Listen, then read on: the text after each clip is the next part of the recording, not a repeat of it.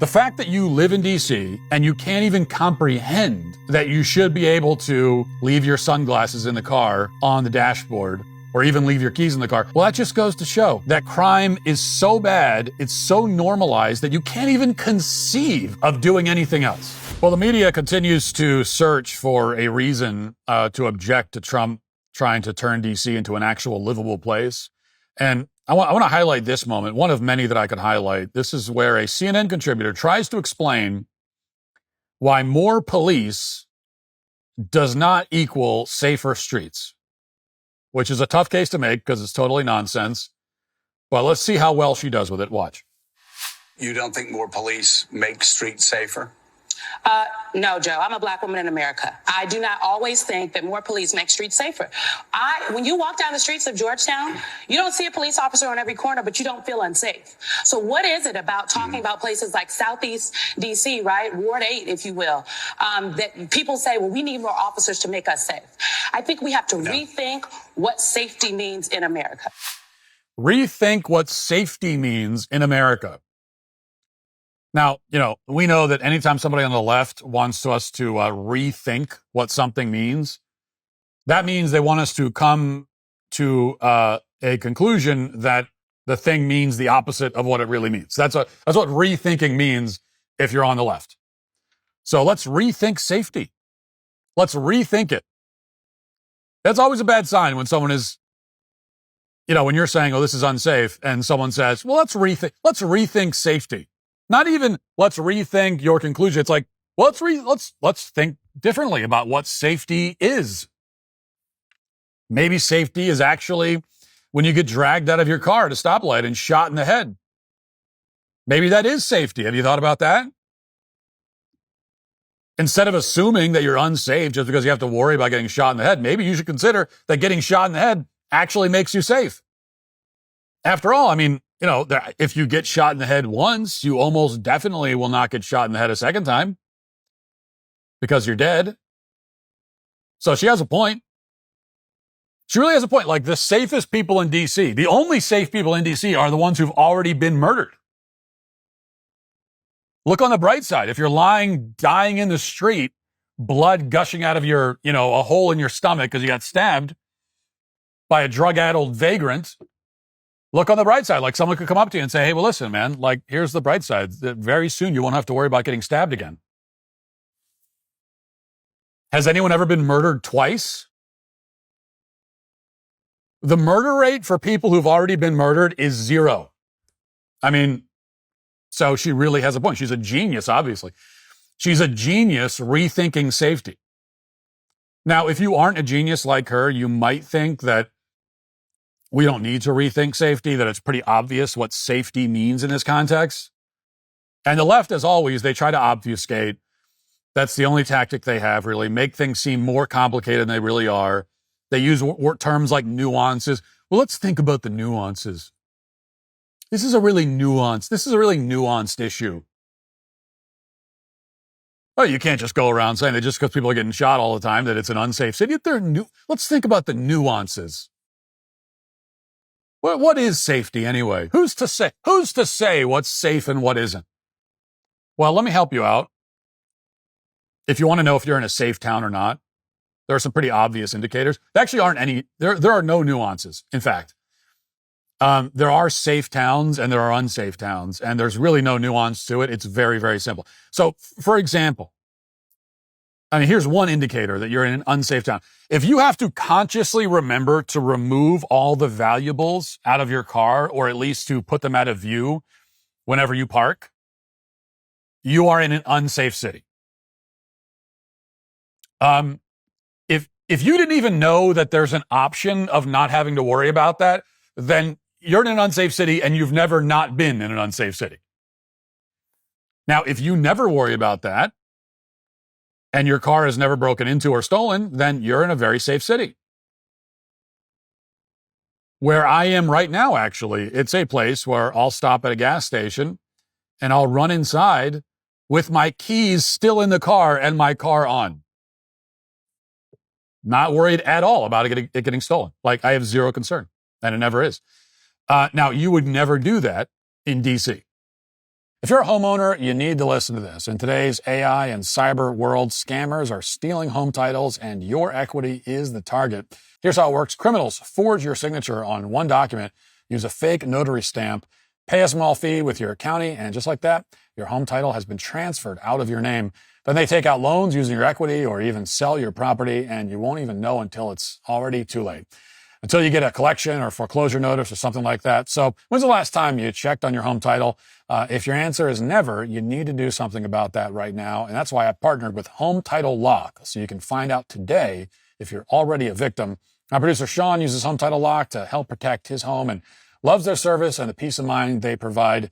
Don't wait until it's too late. Take a moment right now to verify your home title status and protect what's likely your biggest investment. Use my promo code Walsh at HometitleLock.com and you'll get a free title history report and a free trial of their $1 million triple lock protection. That's 24/7 monitoring of your title, urgent alerts to any changes, and if fraud does happen, they'll spend up to $1 million to fix it. Don't be a victim. Protect your equity today. Go to HometitleLock.com and use promo code Walsh. That's HometitleLock.com, promo code Walsh. I don't care how liberal you are. I don't care how enlightened you are. Would you ever in DC in a million years park your car at a gas station, leave your keys in the car and go inside? You would never do that. No, you wouldn't. Why wouldn't you do that? Well, because you know that there are people walking around everywhere who, if you give them an opportunity to steal your car, they're just going to steal it. Okay? Well, guess what? Here's something that will shock you. Okay, if you're one of these urbanite liberals, you'll be shocked to hear this. You should be able to leave your keys in the car. You actually, and that's not utopian. You should be able to do that. Okay, there should not be people walking all around your community who will just steal your car if you give them the chance. That's not normal, or at least it shouldn't be. Okay, that should not be a normal part of life, and it doesn't have to be. The fact that you live in DC and you can't even comprehend that you should be able to leave your sunglasses in the car on the dashboard or even leave your keys in the car, well, that just goes to show that crime is so bad, it's so normalized that you can't even conceive of doing anything else.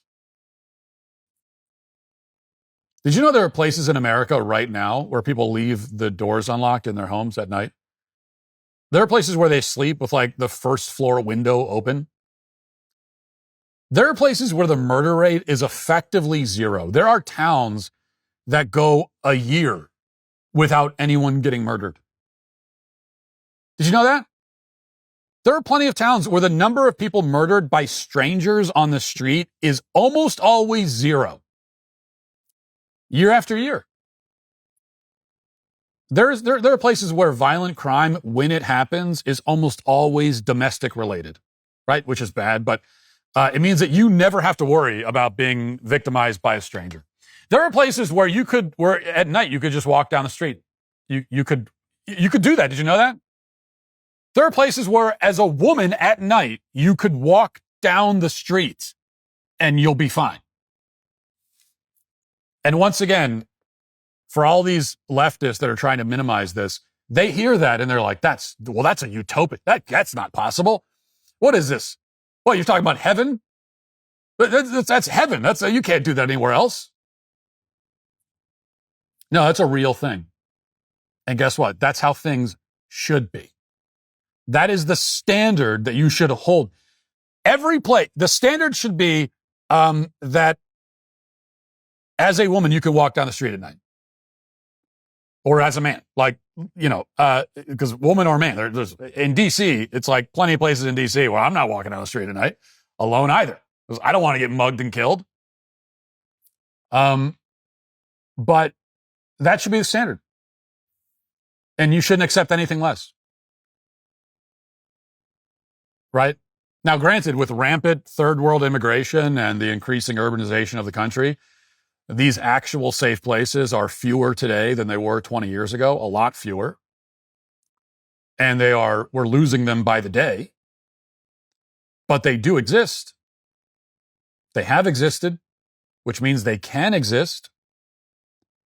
And if you're trying to decide if DC is safe, what you have to do is compare it to actual safe towns. You have to compare its murder rate of 27 per 100,000 people with places where the murder rate is like 1 or 2. DC's murder rate is more than 20 times higher than plenty of other towns that are actually safe in this country. By the way, one other thing, the CNN contributor brought up a point that I also can't neglect to acknowledge. She said that in Georgetown, in D.C., they don't have a bunch of cops patrolling the street, and yet it's one of the safest parts of the city. And she asked why that is. Well, ma'am, do you really want the answer to that question? Do you really want to know?